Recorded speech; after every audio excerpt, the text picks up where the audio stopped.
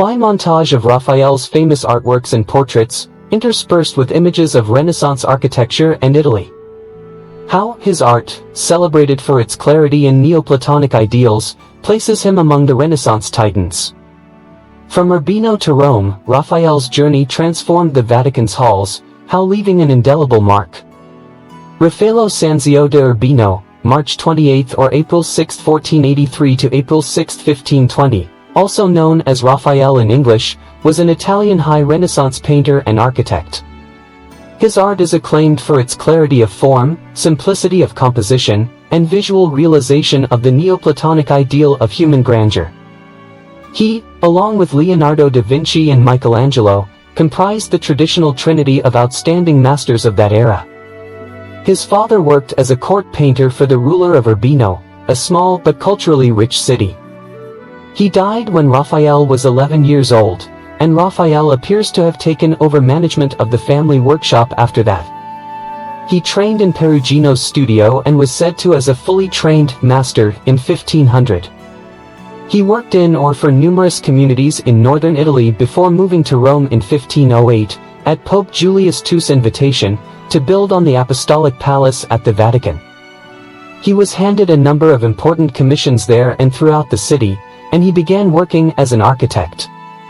He was still at the peak of his skills when he died in 1520. Raphael was extremely industrious, running an extraordinarily large workshop and, despite his premature death at the age of 37, leaving a vast corpus of work. His career naturally falls into three parts and three styles, as first recorded by Giorgio Vasari, his early years in Umbria, then a time of roughly 4 years, 1504 to 1508, imbibing the creative traditions of Florence. His final 12 years in Rome were spent working for two popes and their close allies, which were both hectic and successful. Many of his works may be found in the Vatican Palace, where the frescoed Raphael rooms were the focal point and the major project of his career. The most well-known work is the School of Athens in the Vatican's Stanza della Segnatura. Following his early years in Rome, his workshop performed much of his work from his designs, resulting in significant quality loss.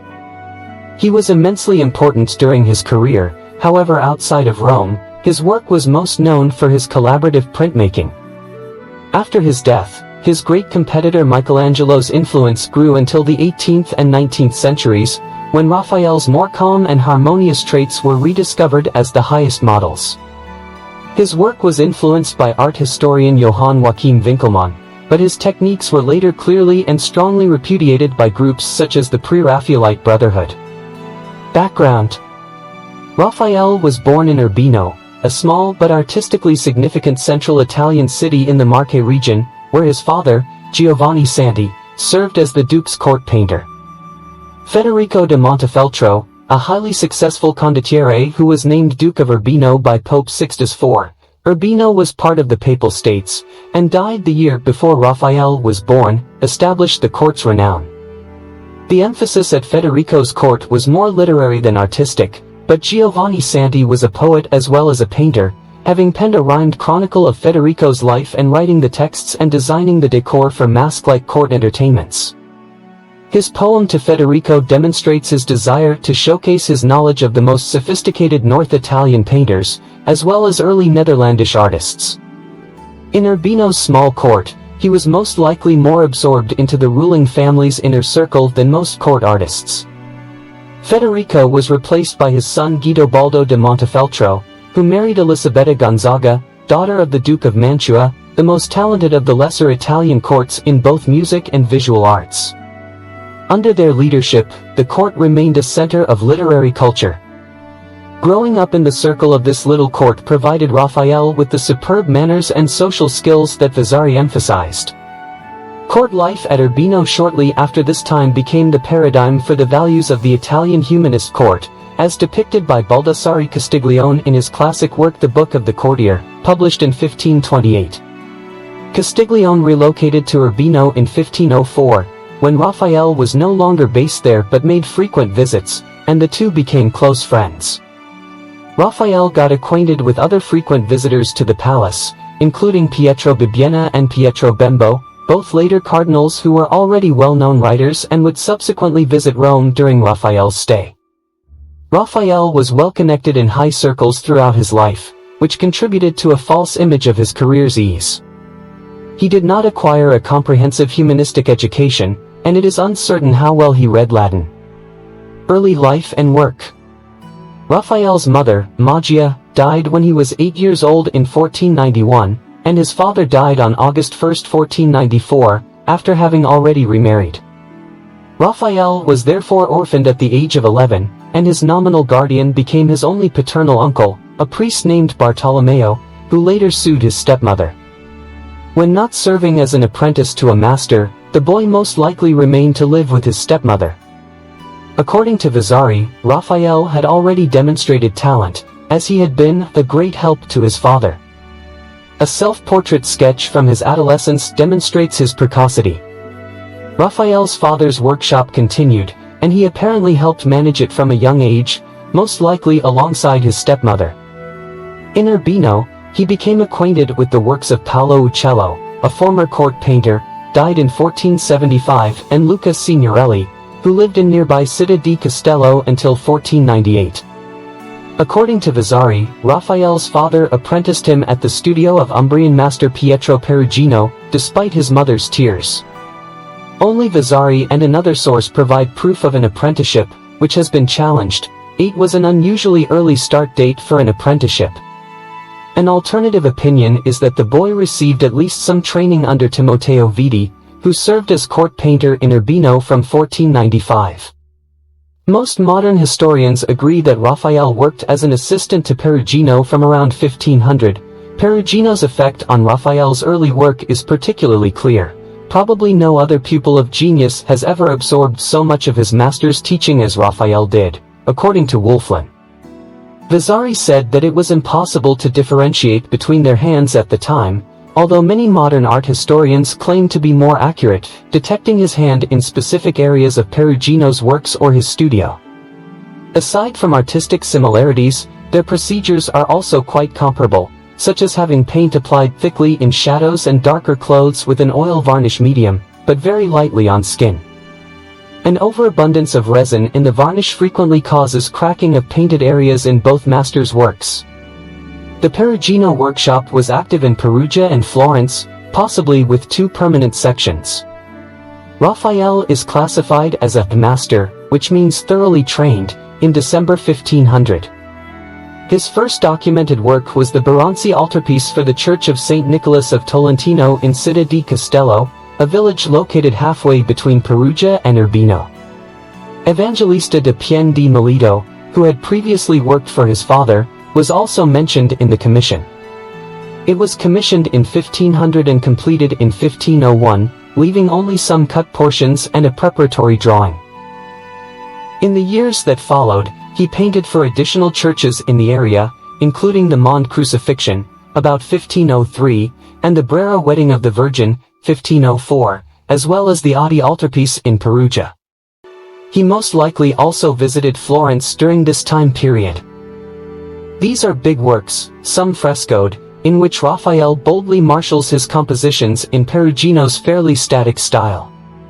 During these years, he also created many modest and magnificent cabinet paintings, most likely for the Urbino court's connoisseurs, like as the Three Graces and Saint Michael, and he began to paint Madonnas and portraits.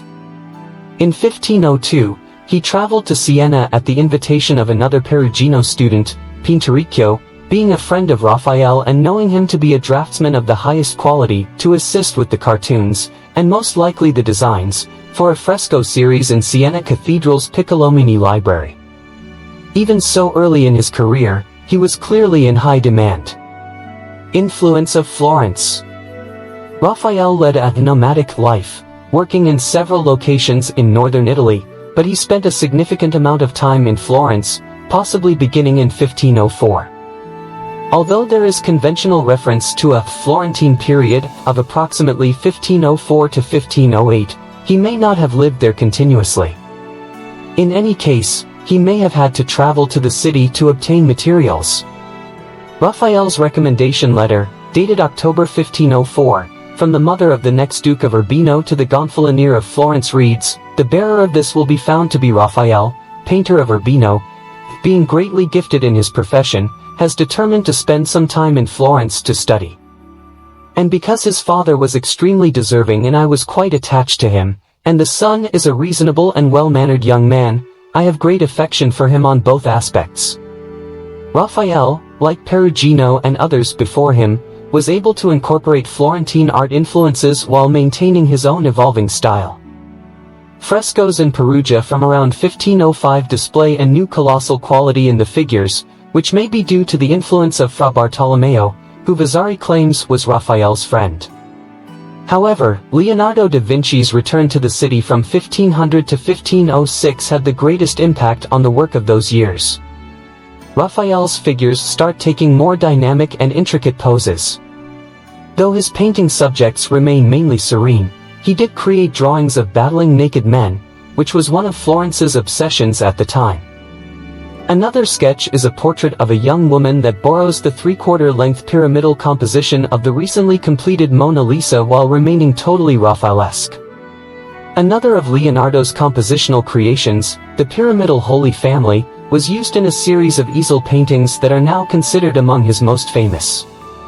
Raphael created a drawing of Leonardo's Lost Leda and the Swan for the royal collection, from which he adopted the contrapposto position of his own Saint Catherine of Alexandria.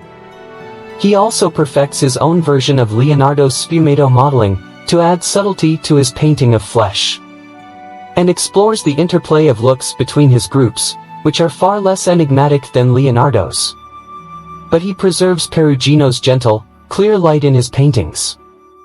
Leonardo was around 30 years older than Raphael, while Michelangelo, who was in Rome at the time, was only 8 years his senior.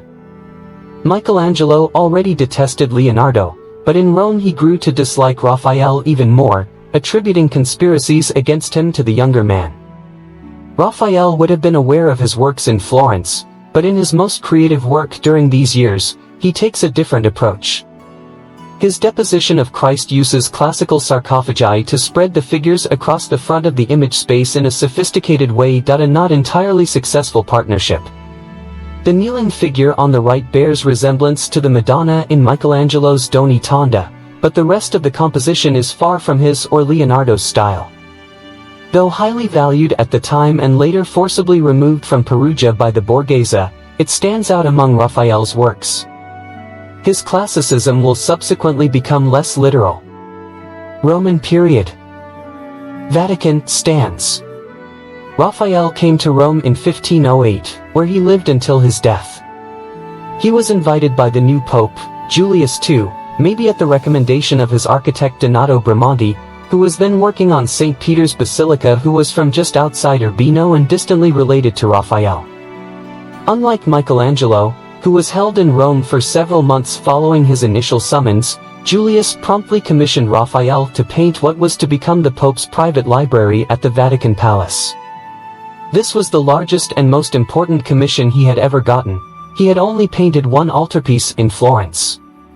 Several other artists and their teams of assistants were already at work in various chambers, many of them painting over recently completed works commissioned by Julius' despised predecessor, Alexander VI, whose contributions and arms Julius was intended to remove from the palace. Meanwhile, Michelangelo had been commissioned to paint the Sistine Chapel's ceiling.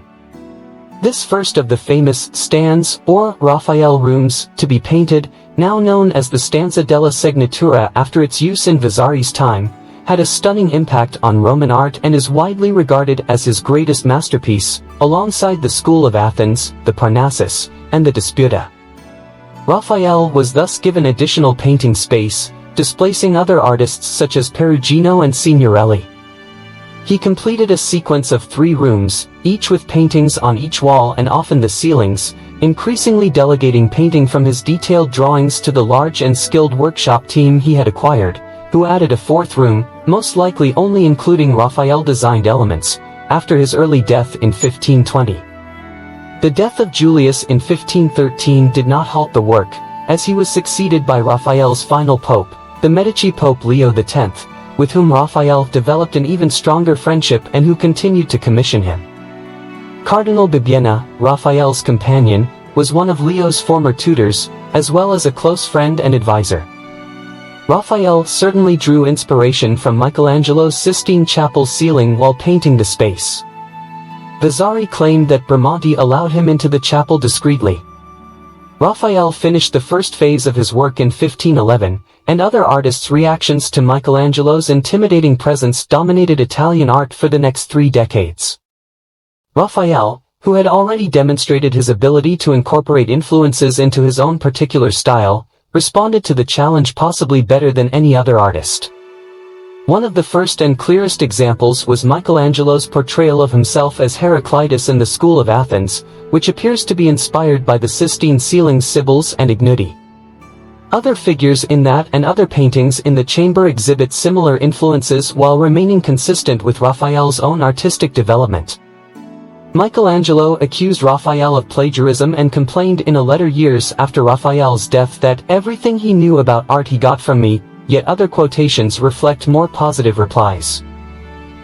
These enormous and complex compositions have long been recognized as among the pinnacles of the High Renaissance's grand style, as well as the classic art of the post-antique West.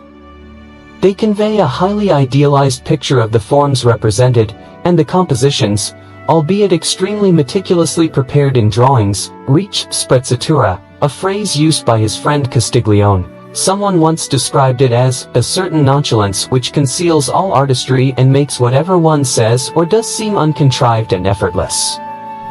According to Michael Levy, Raphael gives his figures a superhuman clarity and grace in a universe of Euclidean certainties. The paintings in the first 2 rooms are nearly all of the finest quality, but the later compositions in the stands, particularly those incorporating dramatic action, are less effective in both idea and execution by the workshop. Architecture. Following Bramante's death in 1514, Raphael was appointed architect of the new St. Peter's. The majority of his work there was altered or demolished following his death and the approval of Michelangelo's design, although a few drawings have remained. According to a critical posthumous analysis by Antonio da Sangallo the Younger, his designs would have rendered the cathedral much gloomier than the final design, with enormous piers all the way down the nave, like an alley. It may have resembled the temple in the background of the expulsion of Heliodorus from the temple. He designed several more structures and was briefly the most significant architect in Rome, working for a limited circle centered on the papacy. Julius had altered Rome's city design, constructing numerous new thoroughfares, which he intended to fill with magnificent palaces.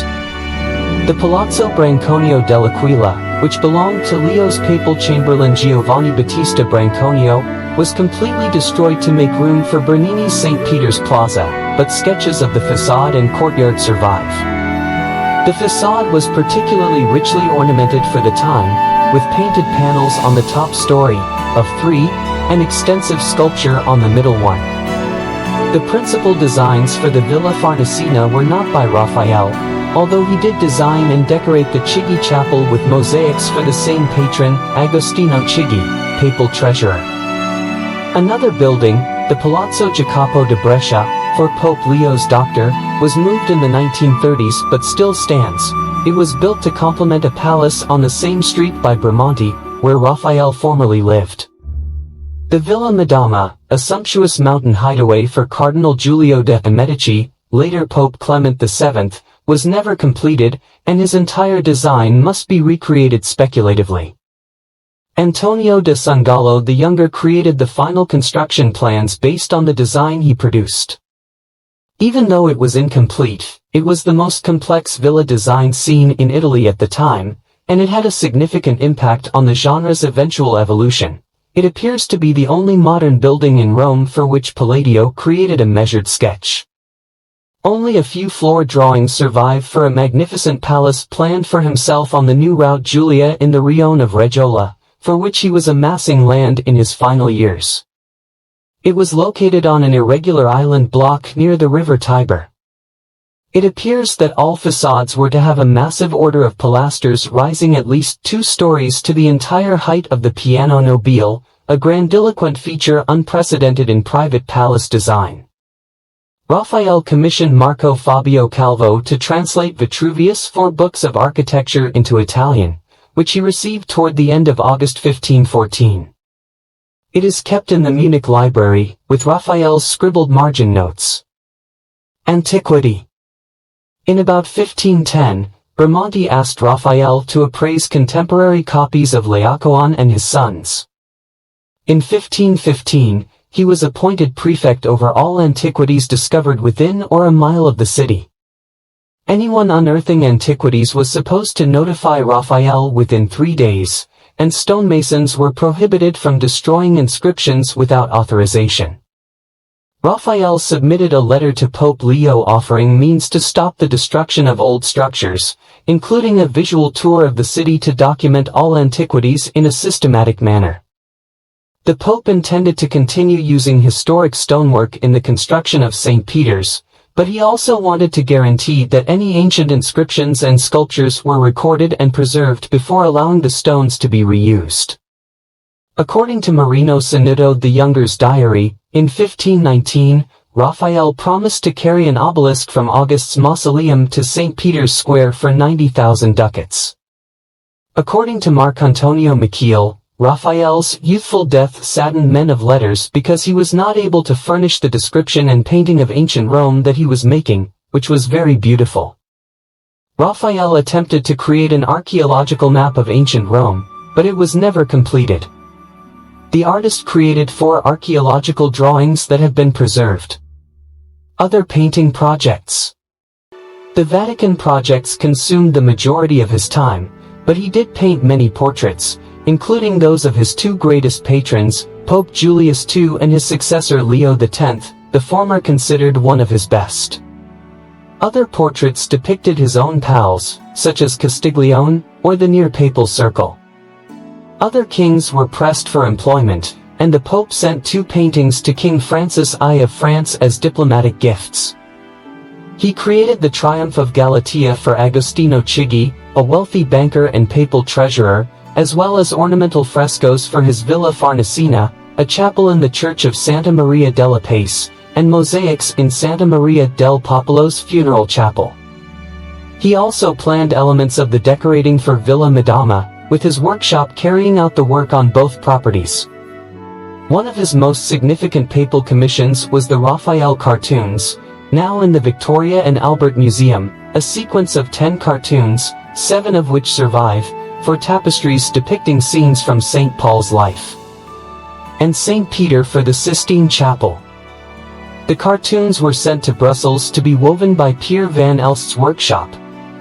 Raphael may have seen the finished series before his death, as they were most likely completed in 1520. He also created and painted the Vatican's loggie, a long thin gallery that opens onto a courtyard on one side and is ornamented with Roman-style grottish. He created several notable altarpieces, including the Ecstasy of Saint Cecilia and the Sistine Madonna.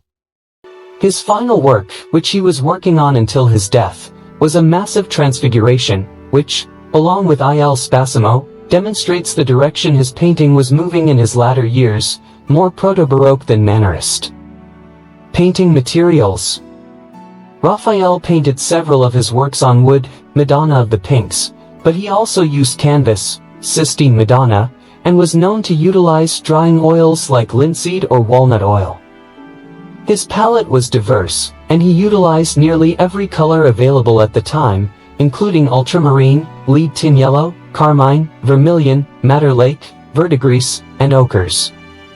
In numerous of his works, including Ansidei Madonna, he used the uncommon Brazil wood lake, metallic powdered gold, and the even lesser-known metallic powdered bismuth. Workshop. According to Vasari, Raphael eventually had a workshop of 50 students and assistants, many of whom went on to become successful artists in their own right. This was likely the largest workshop crew organized under a single old master painter, and much above the usual. They comprised established masters from other areas of Italy, who were most likely working as subcontractors for their own teams, as well as students and journeymen. Aside from the works of art, which are frequently impossible to ascribe to a specific hand, we have very little evidence of the workshop's internal working practices. Giulio Romano, a youthful Roman disciple, just approximately 21 years old at Raphael's death, and Gianfrancesco Penny, an established Florentine master, were the most significant figures. They were given many of Raphael's sketches and other valuables and, to some extent, continued the workshop after his death. Penny did not establish a personal fame comparable to Giulio's because, following Raphael's death, he became Giulio's less-than-equal colleague for much of his later career. Perino del Vaga, already a master, and Polidoro de Caravaggio, who was allegedly elevated from a laborer hauling building supplies on the job site, both became well-known painters in their own right. Macerino de Firenze, Polidoro's consort, has, like Penny, been overshadowed in subsequent notoriety by his companion. The brutal sack of Rome in 1527 dispersed and killed the majority of the artists. However, this helped to spread Raphael's style throughout Italy and beyond. Vasari emphasizes that Raphael managed a very happy and efficient workshop, and had great skill in smoothing over problems and disagreements with both patrons and his assistants, a stark contrast to Michelangelo's turbulent relationship with both.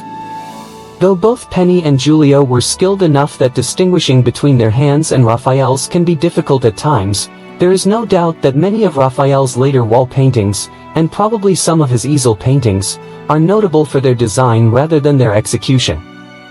Many of his portraits, if in good condition, demonstrate his skill in the careful application of paint till the end of his life. Other students or assistants include Raffaellino del Colle, Andrea Sabatini, Bartolomeo Remenghi, Pellegrino Aritusi, Vincenzo Tamagni, Battista Dossi, Tommaso Vincitore, Timoteo Viti, the Urbino painter, and the sculptor and architect Lorenzetto, Giulio's brother-in-law. The printmakers and architects from Raphael's circle are discussed here. Bernard van Orly, a Flemish, is said to have worked with Raphael at one point, and Luca Penny, Gianfrancesco's brother and later a member of the first school of Fontainebleau, may have also been on the team. Drawings. Raphael was one of the best draftsmen in Western art history, relying heavily on drawings to organize his compositions. According to a near contemporary, when planning a composition, he would spread out a huge number of his stock drawings on the floor and begin drawing rapidly, borrowing figures from here and there. Almost 40 sketches for the Disputa exist in the stands, and there may have been many more originally. In total, almost 400 pages remain. He utilized different drawings to perfect his stances and compositions, seemingly to a larger extent than most other artists, judging by the amount of variants that survive. This is how Raphael himself, who was so rich in imagination, used to work. Always coming up with 4 or 6 various methods to tell a story, each one unique and well executed. Following his death, another writer wrote about him. Raphael's painting, according to John Shearman, represents a shift of resources away from production to research and development. When the final composition was completed, scaled-up full-size cartoons were frequently created, which were then poked with a pin and pounced with a bag of soot to leave dotted lines on the surface as a guide. He also used a blind stylus extensively on both paper and plaster, scratching lines that left only an indentation but no mark. These can be found on the wall at the School of Athens.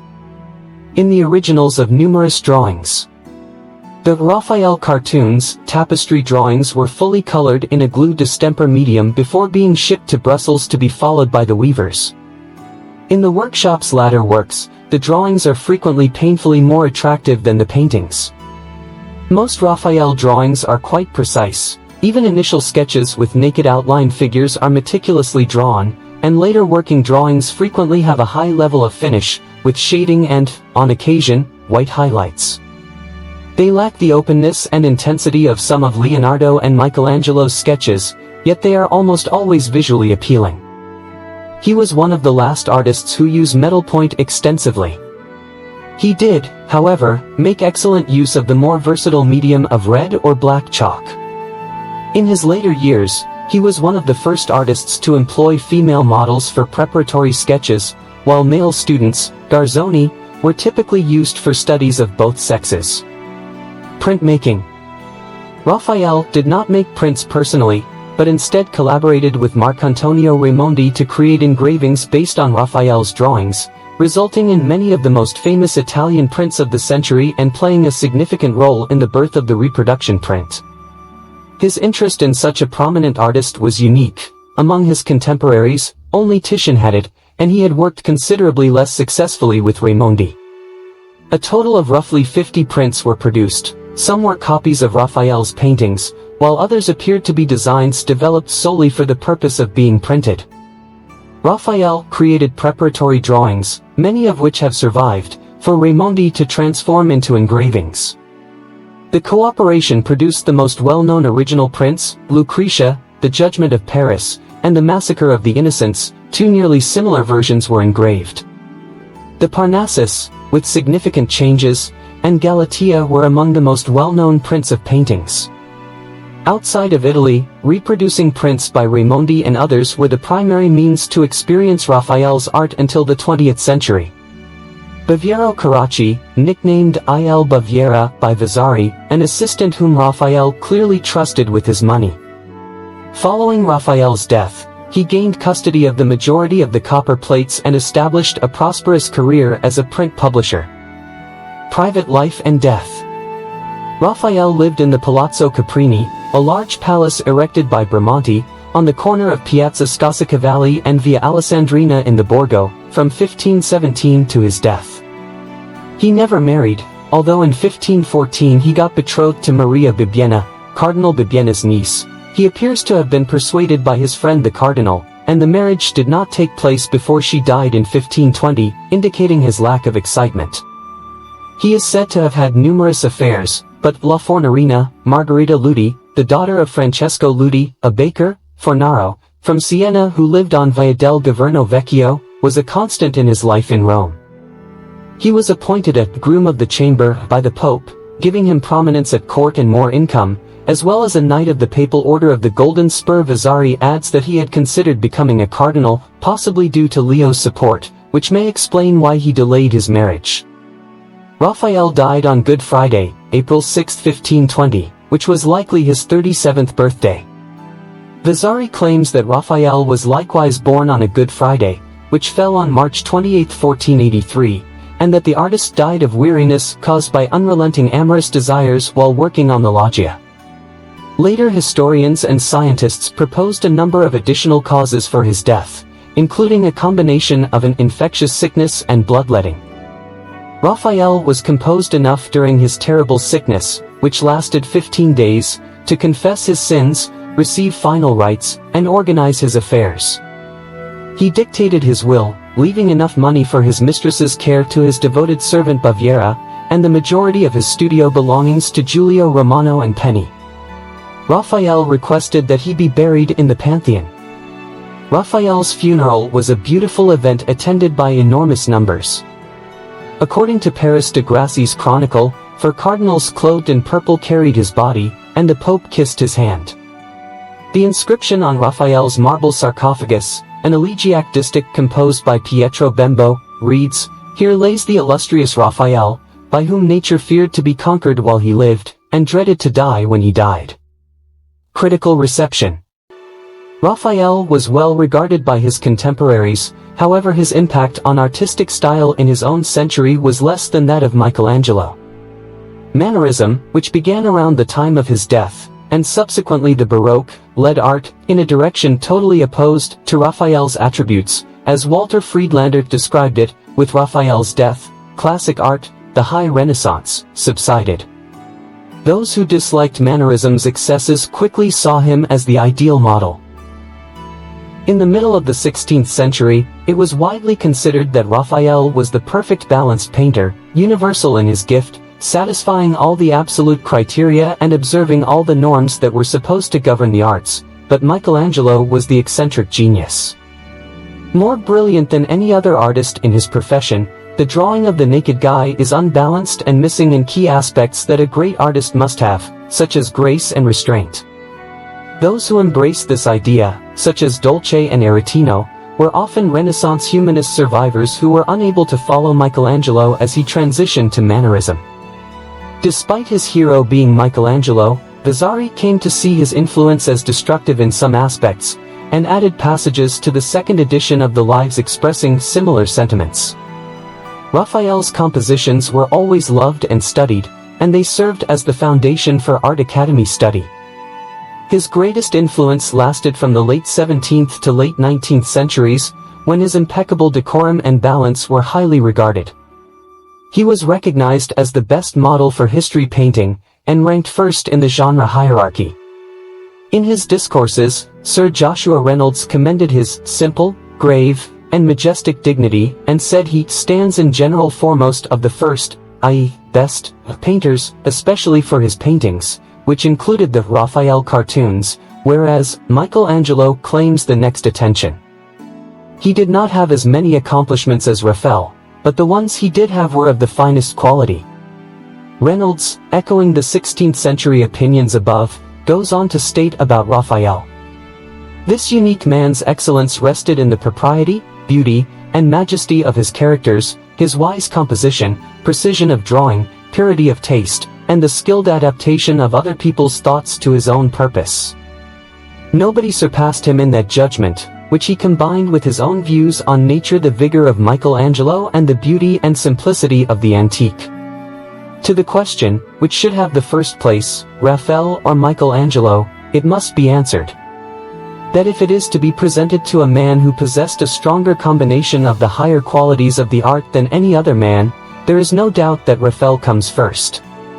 But, if, according to Longinus, the sublime, as the ultimate excellence that human composition can accomplish, abundantly compensates for the absence of every other beauty and atones for all other shortcomings, then Michelangelo deserves the choice.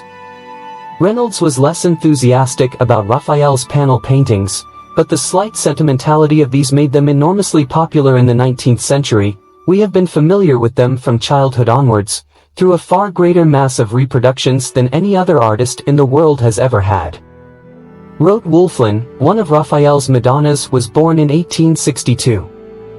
Raphael had a significant impact on religious art in Germany during the 19th century, particularly the Nazarene movement and the Dusseldorf school of painting.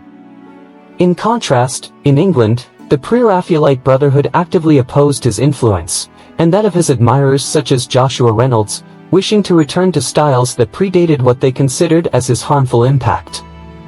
According to a critic whose thoughts significantly affected them, John Ruskin, the doom of Europe's arts erupted from that chamber, the stanza della Segnatura, and it was fueled in large part by the same excellences of the man who had signaled the beginning of fall. The perfection of execution and beauty of feature attained in his works, as well as those of his great contemporaries, made finish of execution and beauty of form the chief objects of all artists, and from that time forward, execution was sought over thought, and beauty over veracity. And, as I previously stated, these are the two secondary causes of art's downfall, with the first being a lack of moral purpose. Please take detailed notes. In medieval art, thought comes first, followed by execution. In modern art, execution comes first and thought comes second.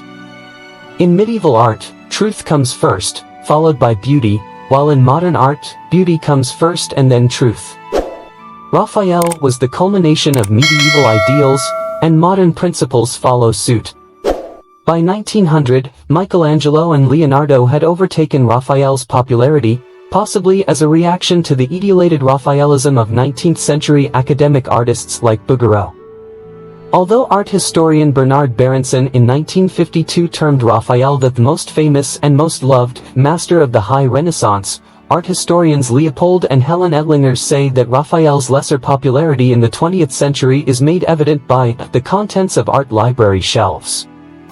In contrast to volume upon volume that reproduce yet again detailed photographs of the Sistine ceiling or Leonardo's drawings, the literature on Raphael, particularly in English, they conclude, nonetheless, that of all the great Renaissance masters, Raphael's influence is the most continuous. Dear viewers, we greatly appreciate your time and support in watching our video. If you found it amusing or instructive, please consider subscribing to our channel.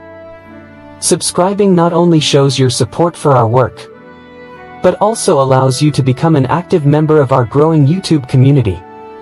In addition to subscribing, remember to enable the notification bell icon. This means you'll be among the first to know when we release new videos. Being a member of our notification squad ensures that you do not miss any great changes or announcements. Your subscription and participation mean everything to us. It encourages us to keep generating high-quality content that entertains, informs, and inspires. We really appreciate each and every one of you for choosing to join our YouTube family. As we travel together, we vow to provide more engaging and insightful content that speaks to your interests. We value your opinions and recommendations, so please share them with us in the comments area. Thank you again for your unwavering support. We're thrilled to have you join us on this trip. Until our next video, take care, stay tuned, and remember that we can all make a difference. See you soon.